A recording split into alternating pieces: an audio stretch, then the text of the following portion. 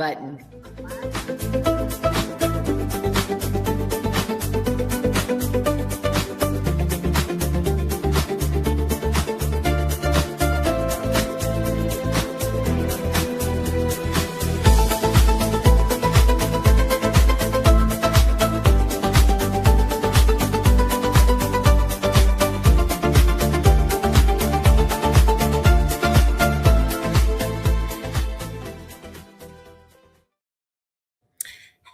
Hello, everyone. Welcome back to Wednesday. I'm excited to be back and to be back in my normal environment because I just got off the ice. I spent the last few days, Hannah, and everyone listening, actually in northern Minnesota ice fishing. How about that? So I love that I'm back looking at Erdomo and all these tropical places, imagining the warm temperatures because, I need it.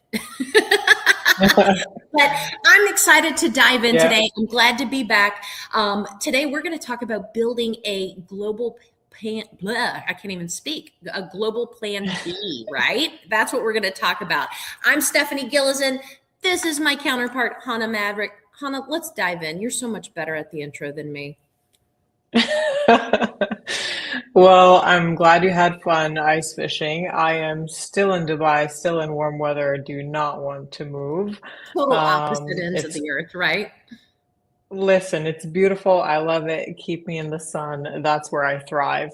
But yes, today's topic is super interesting because we live in a very interesting era, right? So people are not just buying homes anymore, they're buying options.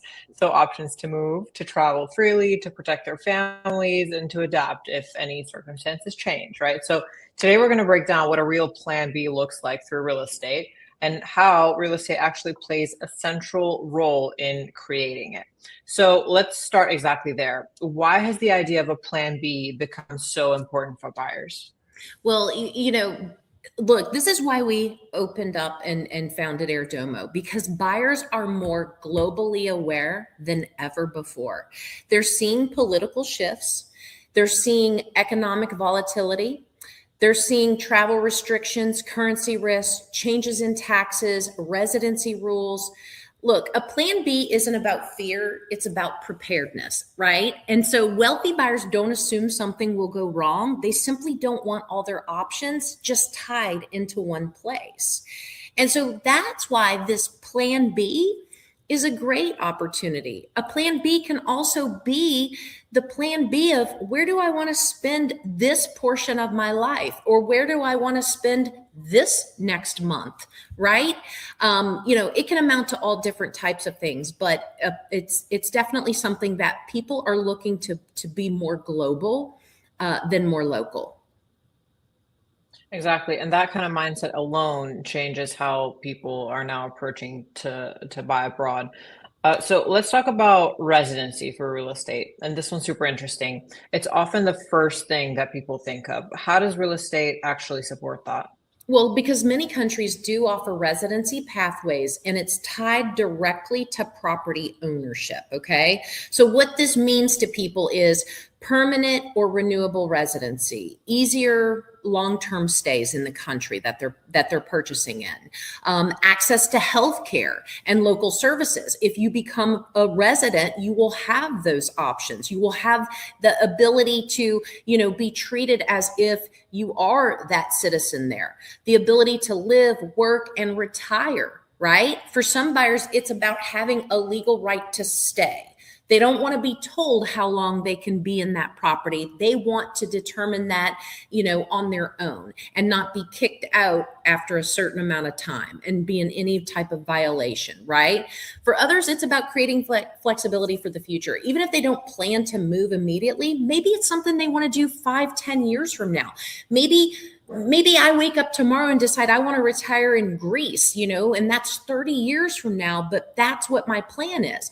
We have to think about those opportunities and how that directly ties to real estate, because for us to apply for residency without purchasing real estate might take years. You might have to jump through several hoops, whereas you will see properties that we can connect you with where that's part of the marketing. Buy this and receive a global visa, right? Exactly. The flexibility alone can really be reassuring. So it's not just that, it's also the mobility and the travel freedom. So how does owning property abroad actually affect exactly that? Well, yeah, I mean, obviously, owning property can significantly improve mobility, especially when combined with residency. So it can mean you have fewer visa restrictions, longer stays without having to go and get constant renewals to be able to stay longer, right? You might have easier travel within regions if you've chosen a place like Europe or Latin America, a legal base abroad if borders or rules change. You know, things are never consistent or constant, right? Things do change. And so for global buyers, real estate isn't just a home, it's an anchor that makes movement easier and more predictable. So, you know, looking at these opportunities is very important, especially when you do tie it to staying. You know, here in the States, we have so many people that say, oh, we're going south for the winter, and they might be in New York and they're going to Florida for the winter because they want that warm temperature. Well, you know, we have people now saying, no, we want to go right to Europe, or we want to go to this Caribbean island, or what have you. So in order to stay for that 5 or 6 month period, that needs to be tied to some sort of residency in certain places. And I really like the way that's framed. So property being access, actually, not just an asset. Hmm. And then we have safety and stability and peace of mind. And I know that's very popular here, actually, where I am. Safety is a big, big motivator. How do buyers think about this? Well, because wealthy buyers are going to prioritize stability over speculation. Like you just said, Dubai, very safe. What is it? The third safest place, I think, or so. I mean, it's way up there, right? And so they have had a Yeah. steady, accelerated market. You know, wealthy buyers prioritize that. They're looking for that political stability. In countries, they're looking for strong legal systems. They're looking for reliable healthcare. That's a big one. You know, when you don't have Yeah. access to good health care, I mean, that look, everything goes wrong. I mean, if something happens to you, you've got to be able to take care of yourself medically. Low crime rates. Nobody wants to go anywhere and be held up or mugged or robbed or you know, threatened in any way, shape, or form. And then also predictable property laws, meaning that it's not going to change on you, that your property is not going to get seized, and those types of things. So a Plan B property often becomes the safe base, the place where buyers know that they can rely on it regardless of what's happening elsewhere. And again, when you've chosen it in those circumstances, that is also going to promote it, that making sure that appreciation is there as well too.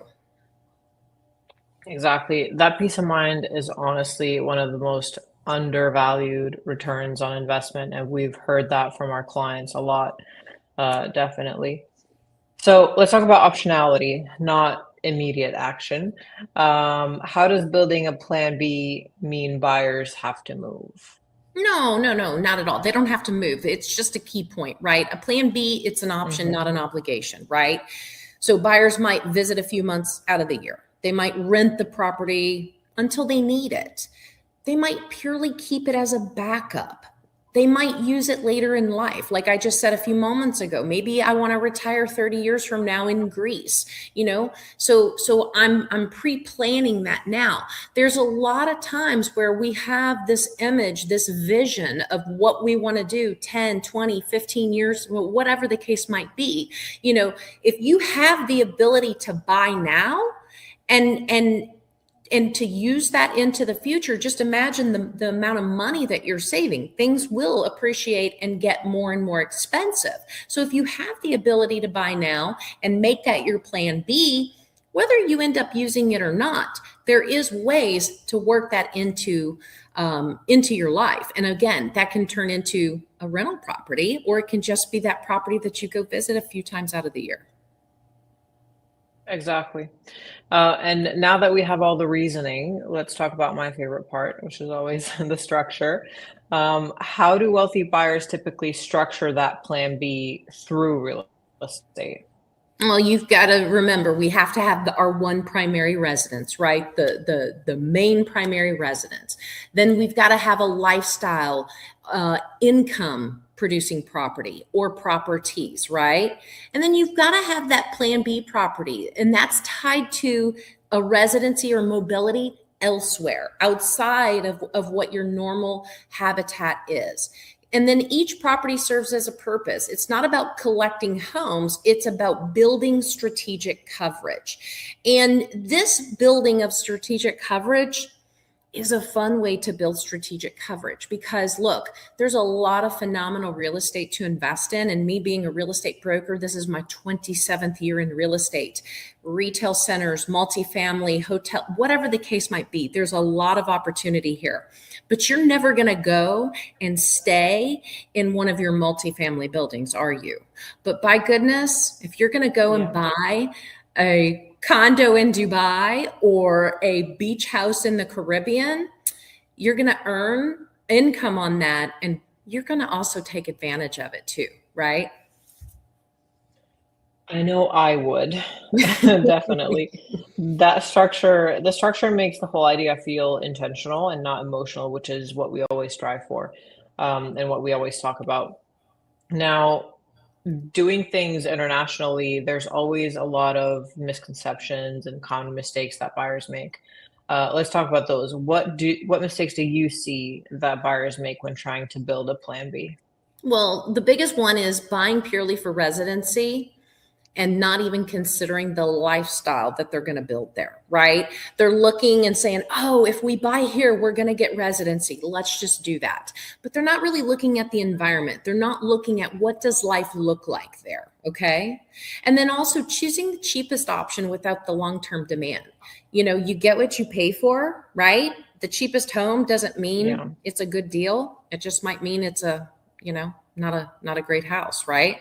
Ignoring the exit strategy. Hey, it's a great deal now, but if you had to sell it, is are you going to get your money back? Are you going to make money? Can you exit that property? Is it even sellable again, right? Are we going to Mhm. find another you? I always tell clients, and I had this conversation yesterday, this property has sat for quite some time because it's iffy. It's not the best. Yeah, it looks like it's a great deal, but it's got issues. And the only way it's going to be sellable again is if we find another you, right? Yeah. It's the truth. And so that makes it hard. And so, the other people just don't understand what the maintenance requirements are on these properties. You need to understand that going into it. And then don't assume that the rules are never going to change. I mean, that doesn't have to play into, oh, it's a foreign country, the rules will change. That's everywhere. The rules change every single day Yes. in cities and states and counties and countries. Everywhere the rules can change. So you cannot, underestimate that, right? And so a plan B should be livable, flexible, sustainable, not just technically legal, if that makes sense. That makes sense, and that's exactly where the good guidance really matters. So how can buyers start building their plan B for all of the ones that are listening today? What is the smartest first step according to you? Well, you've got to start asking, right? I mean, that's what Airdomo is here for, so that we can give you that concierge level of advice. Start asking, what do you want more of? Do you want freedom? Do you want safety? Do you want mobility? Do you want income? Okay. Do you want to live there or do you want to just have access? Is this for now, for later, or is it for your future life? When you're able to identify that and then have a visit with us so that then we can determine what exactly to start looking for, that's going to help us tremendously with finding the right country and the right strategies to become, identifying where it is that you need to be. Exactly. Empowering and not overwhelming. Always important to talk about that. Stephanie, this conversation really does reframe what buying abroad can really mean for people. And I hope that everyone who listened really got the gist of it. And for everyone who is listening, if you're thinking about building more options into your life, whether it's residency or mobility or just a peace of mind, we're here to help you explore it strategically. So you can definitely explore all the vetted global opportunities on airdemo.com, and we can reach out and we'll discuss what a plan B could look like for you. Stephanie, thank you so much. And we'll see you guys in the next one. Thank you all. See you next Wednesday.